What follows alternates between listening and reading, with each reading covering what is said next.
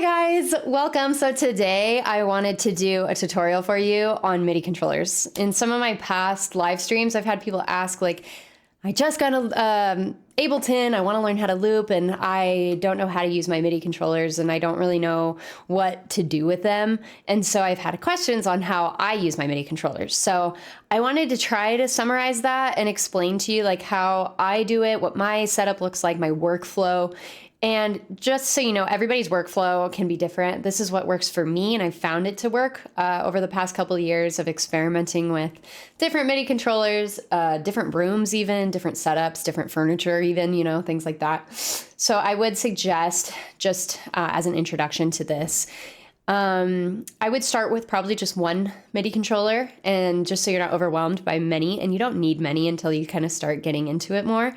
So I would just start with one, and I would get like the launch pad or a push 2. Push 2 is the best one in my opinion for working with Ableton because it's made for Ableton. So, and I know it's like kind of a little bit more expensive. So if you want a cheaper investment, I would start with some of the Novation products or the APC products. There's like the APC 40, which is what I have, or APC Mini. I have that as well. And there's a lot of different options out there. Even keyboards like the one I have, the Arturia, they have some MIDI functionalities in them. So you could try that too, just kind of depending on what your setup is like. If you're a keyboard player and you just want a couple of things that you can loop, I would definitely go the keyboard route. So it just depends. So, or maybe if you are a guitarist or violinist like myself, you maybe want to go with a foot controller route. And so in this video, I'm going to take you through the stuff that I use, and I actually have multiple different MIDI controllers, and that is so that I can kind of have redundancy in my setup. And it's not in case something fails necessarily, but it's more so, I mean, there is that, but it's also so that I can do things for, how do I explain this? Like when they're called for in different ways. So if I want to loop violin, I have a foot controller so that I can do that hands-free. But then I also have MIDI controllers in front of me and to the side of me so that I can control loops with my hands without looking at my computer screen, which makes things a lot faster. And I have them kind of set up in different locations intentionally so that I can use my memory to kind of tell where or what MIDI controller does what, which instrument is attached to each MIDI controller, to keep a really fluid, quick loop building process going. So that being said, I do have some other videos, kind of prerequisites, I guess you could say, to this video that you should check out and make sure you have set up before you start this.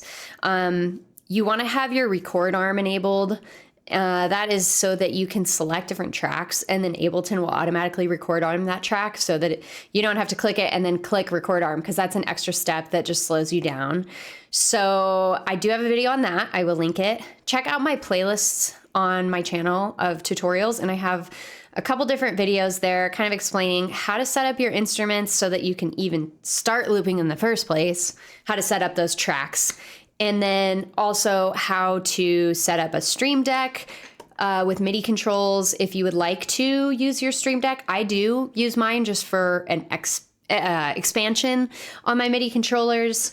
The Stream Deck is super handy, so that's just something you could add on later, you know, if you decide to. Then I also have a video on my creative process with looping, which is kind of different than this one. This one's just gonna kind of explain my workflow with the different MIDI controllers and how I've decided which ones to use and why. So I think that pretty much covers it. So let's get into it. Leave me a comment as well if I miss anything and you want to know anything else, or if you have any questions. I always look at the comments, and that helps me figure out what kind of videos to make, and also just fill in any blanks that I might leave in the video. So here we go. Let's do it. So first, I just kind of wanted to show you what my setup looks like so that you can see, because I know this doesn't show on my live streams because this is kind of behind the scenes, of course. So first, we'll just go into it. This down here is a Nectar Pacer, which is my MIDI foot controller that I use. This is my Push 2. Then over here I have a MIDI Fighter Twister, which is the most ridiculous name, but it is basically a programmable MIDI controller with a bunch of knobs. So they're really good for effects and things like that. I'll get into that. This is my Arturia Keylab, let's see, Keylab Essential 88 key is what this is. I don't necessarily recommend an 88 key. I bought it because I thought that I was gonna use it, but for my needs, I don't even use all 88 keys. So just throwing that out there. Don't waste your money if you're not a classical pianist. Okay, so this is the APC 40. This one in conjunction with the Push 2, amazing together. That is a winning combination right there. Love those two. And then I also use a small Stream Deck. And as you can see, I have a bunch of different things I've programmed on here, but these are my Ableton controls. So I can mute my microphone, I can add effects to my microphone, I can mute other instruments like my violins and guitars, launch scenes, stop all clips. Awesome. And I have a video on how to do that. Check that out. I will link it somewhere on the screen for you to watch that video if you want to see how to set that up. I also have other things like OBS scenes, and these little Stream Decks are just so awesome. They work for so many different things. Okay, so that's all the MIDI controllers that I use. I do want to mention this is an audio interface back here.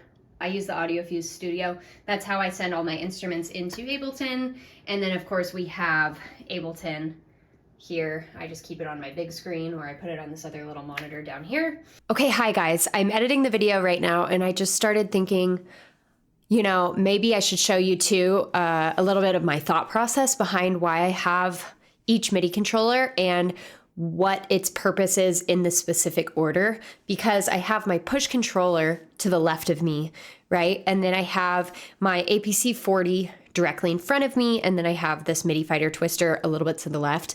And the reason, and then my Stream Deck off to the right, and they all have kind of different purposes, but they're also redundant in a way where they all have the same buttons on them, but they serve different purposes. In the sense, for example, my Nectar Pacer's on the floor, which is my MIDI controller for my feet. And that allows me to record and start and stop different scenes with my feet. So if I'm playing guitar or I'm playing violin, I can hit record and stop record on the violin track or the guitar track, or even my vocal mic track if I'm doing something. I have it kind of all set up all over the place. And that's so that I can do things hands-free. So they aren't actually doing different things. They're just all set up. All my MIDI controllers are set up to the same controls, just in different locations. So I hope that makes sense. But since my Push 2 has a screen on it, it can be off to the left. And so I can still be over here looking at this controller without looking at my computer screen to see what's happening. Whereas the APC 40 does not have a screen on it, so it makes sense to have it kind of right in front of my monitor so I can look over at my monitor and see what's happening in Ableton if I need to. Same with the MIDI Fighter Twister and the Stream Deck, right? And then as far as the location too, I have played around with different positions and things like that. And if you're using multiple MIDI controllers, you want to reflect, just for the sake of your memory, and trying to memorize where everything is, set it up to reflect what Ableton is showing you. So for your set of instruments that you want the Push 2 to control, so for me, that's like drums, bass, piano controls, those are all going to be on the left side because that's how I have it set up in Ableton. As you can see throughout this video, you can see my drum track and my electronic instrument there on the left side of Ableton. And so as you get more and more tracks building up, so let's say you have guitar loops, violin loops, vocal loops, whatever your instruments are, or synths or whatever, you know, you want to have them kind of correspond to the MIDI controllers and their location. So my APC 40 controls like my violin loops, my mic loops, my guitar loops, all of my physical instruments. And that's how I have it memorized. So I'm thinking to myself, I don't have to look at Ableton. If I'm looking at my APC 40, these tracks are going to be these sets of instruments. Whereas my push controller, it has a screen. So I can put different like MIDI instruments over here that require you to look at the screen to tell what they are, if that makes sense. So you can look and differentiate your electronic bass from your electronic like synth or keyboard. That's just how I memorize it so that I don't have to always look at Ableton. I just have this MIDI controller controls these instruments, this MIDI controller controls these ones, and only these ones, so that I can remember in my mind, okay, I want to start or stop my bass. I'm going to go to the push controller to do that. Whereas, okay, I'm going to start and stop my shaker that I recorded with my microphone is going to stop here on this APC 40. And so forth.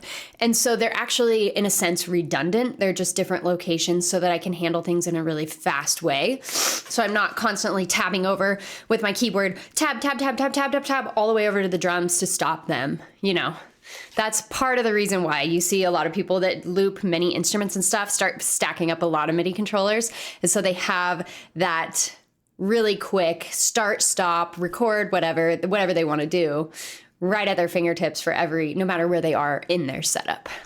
Okay, so now that I've kind of shown you what my setup looks like now, I'm going to take you into Ableton, and I'm going to show you from a mostly blank project how I would go about doing the actual looping with the different controllers. Okay, so like I said before, this is assuming that you've already got all of your instruments set up, right? So we have our vocal mic here. As you can see, it's the one that's got the meter that's going off. And then we got, as I'm talking, and then we have other inputs. These are just my other instruments. So I just have like a violin, an electric violin, and a guitar. So those, I mean, we can do a loop, however, either way, I'll kind of show you both. So this track here is just my drum samples. I just have a bunch of samples, they're just kind of fun, and they are mixed, and so they sound really crisp and nice.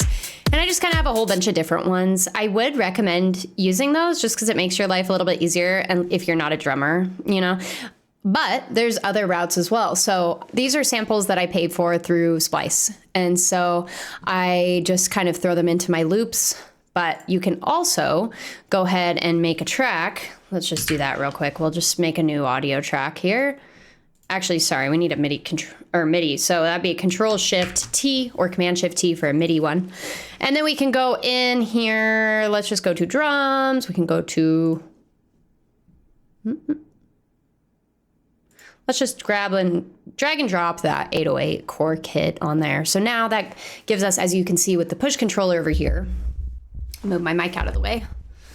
With my push controller, you can see now all these pads. Yes, they're not the best color. Let me change that so it's a little bit more visible on the screen. Okay, we'll change the color to something more visible like blue.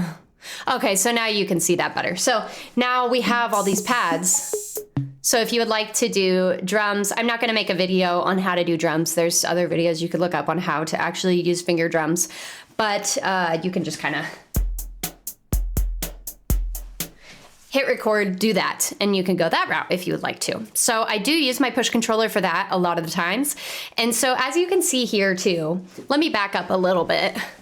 When you're looking at your Ableton project, you can see these bars, these boxes. There's a yellow box and a red box, and they have different purposes. So one of them is for the APC Mini, and it's just, or APC 40, sorry. And it's just showing you the the space of your APC 40 and which buttons are going to control different tracks. So it's just a visual representation of what you're seeing on your APC 40. So now I will show you, I will film this with my phone as well so you can see what I'm talking about. So as you can see with the APC 40, as you go in and you select these different tracks, which I will put something on the screen to show you. I do have a video on how to automatically record arm your different tracks. So watch that video if you don't have that set up, because that is a really handy tool to use. If you don't have that, you can always, if you have the APC 40, you can just do that. So then same goes for the push controller. You can just go into the session button here and select the different tracks. And then if you have automatic record arm selected, when you select on one of those tracks, it will automatically get it ready to record. So that's how we do that. So let's say we want to do a loop, okay? So you could play your acoustic guitar, let's say. So with that, I'll just show you with MIDI instruments for this specific one, just for this tutorial, because I've already shown you in other videos how to set up the instruments. So blah, blah, blah, blah, blah. Okay, let's just set up a microphone track. So we'll go, instead of the EXT in, we'll just select here, we'll go to the Neumann Vox, which is the name of my microphone because it's a Neumann microphone. So we'll select that. This will be post effects, I think is what I set this to. I forget now. It's been a little bit. Okay, and then it's gonna go to the master. So when we record on this one, it should be pulling the audio directly from this track here. So let's just directly from this track here. So the audio directly. So obviously you can hear that it's on a loop now. So it's just as simple as that. So let's say we want to do a loop of my voice. We could just go into, let's just go on the push controller. We would select that track. So we would click on that track. As you can see, it selected it when I pushed that. And then we would want to set our tempo. So let's say you won't be able to hear this because I have it turned off on purpose. So it's going 1, 2, 3, 4, 1, 2, 3, 4. And when you're ready, you'd hit the record button on the push controller. And then if you have your quantization settings set to 4 or 1 bar up here, this is something someone else asked me too. So 1 bar here, we'll set it to quantize to that 1 bar. So I can hit this button anywhere within that 1, 2, 3, 4. As you can see right here, you can get a visual of what the metronome is doing. 1, 2, 3, 4. 1, 2, 3, 4. Record. 2, 3, 4. Start. 2, 3, 4. Record. 2, 3. So basically the way that works is if I hit this record button on the push controller here, or any of the session records buttons, so the APC40 has a session record, my keyboard has a session record, you could map it to your computer, keyboard, whatever you want to do. I've also mapped it to my Stream Deck as well. Any way that you would like to record that, or you can just physically click this with your mouse. So as long as you do it within that 4 beats, it will start recording on the 1. 1, 2, 3, 4. Stop. And it goes for the stop as well. Stop. And so if you were if you were to set this to none here, it will just start whenever you push that button. So some people who are more used to a traditional looping setup might prefer this way because it makes it's like a little bit more more like familiar. If you're used to just 1, 2, 2, 3, 4, 1, 2, 3, 4, 1, 2, 3, 4, 1, 2, 3, 4, 1, 2, 3, 4, 1. That does have a little bit more room for error though, so I would suggest, I prefer keeping it on 1 bar quantization because that gives me time to hit the button, figure out what I'm gonna do before it starts. It gives me like a couple extra seconds and it makes sure that it's always gonna stop exactly on that beat. I find using the 1 bar quantization does help make it a little bit easier to keep things all organized. Also, when you have so many loops going on, it does help keep everything a lot more lined up and tight. So I think it's really important when you get more loops going. So, all right, let's just go ahead and just make a thing. So we'll go Control Shift T to make a MIDI instrument. I like to use Serum. It's just Serum. It is a VST that I've purchased. It's really good. It has a lot of good stuff in there. So it's a good one if you like electronic music and cool synths and things like that. So let's just go with that. And you could do, so there's one, it's called Beating Pad. Pretty sick, right?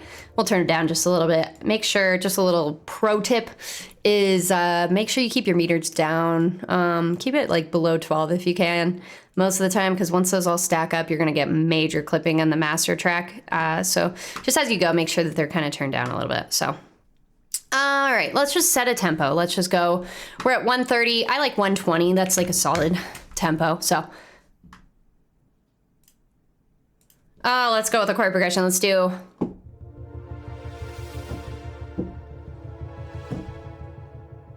That was interesting. Let's do C minor.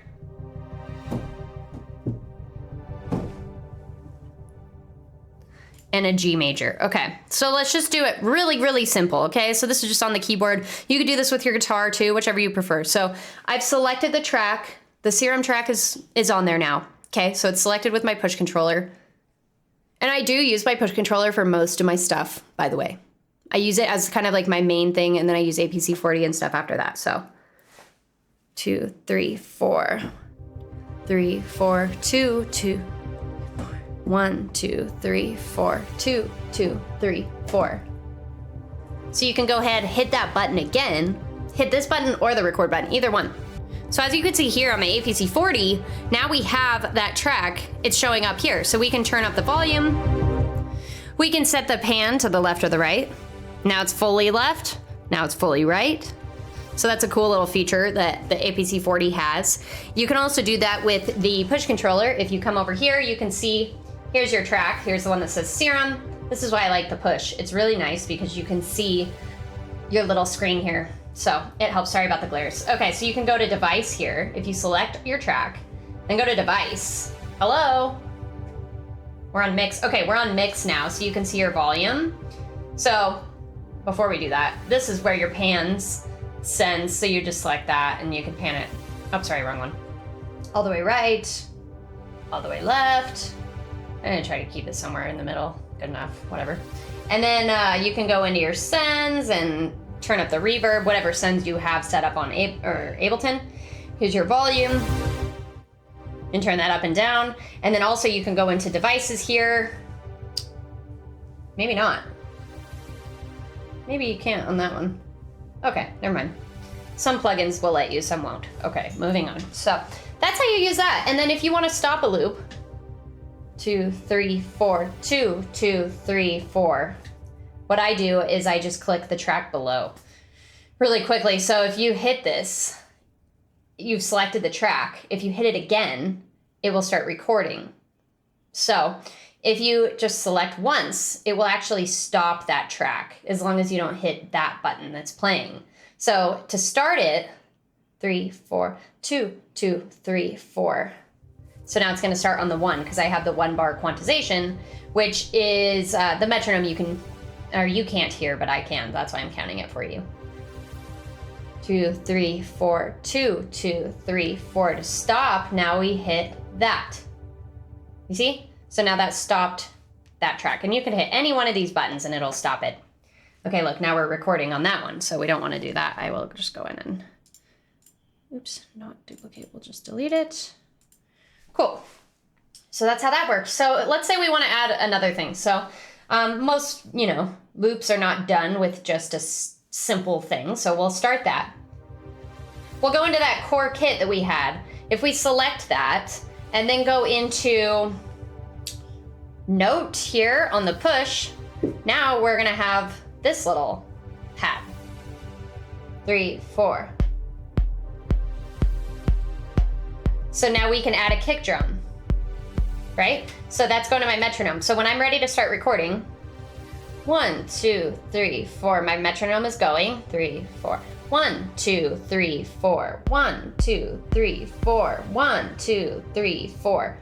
So see, I hit that button a little too slow. So now we have 2 bars recording, but that's okay. You can just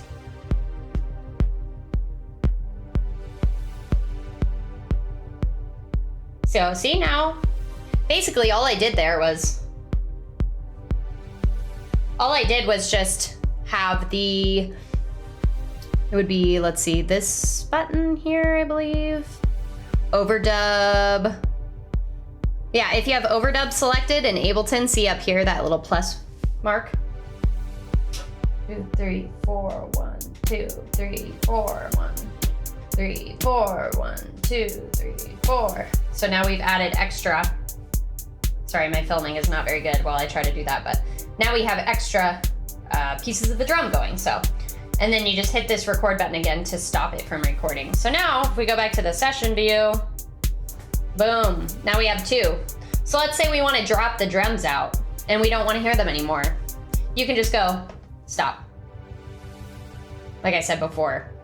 And see, now it's recording on that track. That's okay. You could just stop the recording. There's nothing there. Okay, that's how I do it. And then over here, if we do look at it on the APC 40, sorry. Here are our 2 tracks. This is our pad and this is our drum. And so this one works pretty similarly. You just have to learn your MIDI controllers and learn how each one works. But once you have it figured out, you'll see so this is a stop button. So now they're both stopped. And then if I want to play them, 1, 2, 3, 4. I just select both of them and bam, there you go. Now they're going. If I want to stop the drums, hit the stop button. And so on and so forth. So the way that I do it is the more tracks that I get lined up in Ableton, as you can see up here, the more I add, the more I can switch. This is the bank select here on the APC40. You can switch and add and subtract more tracks if you want to. Another fun controller that I like to use is this MIDI fighter twister that I mentioned. I use this with a VST called the turntable, and I set it up as a, oops, I'm clicking on the wrong thing.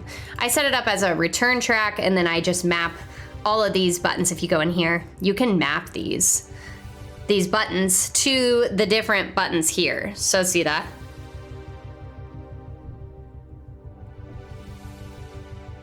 And since it's on a return track, it's affecting all of these. And the way you have that go is you just turn up the return tracks. There you go. If you turn these up to full, then it will affect them if you use the MIDI fighter twister. Let's see. Let's find a little bit more obvious one. Oops.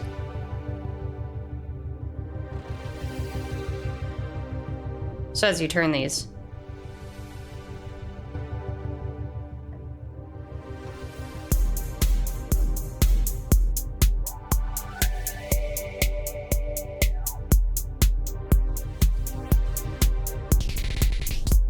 see.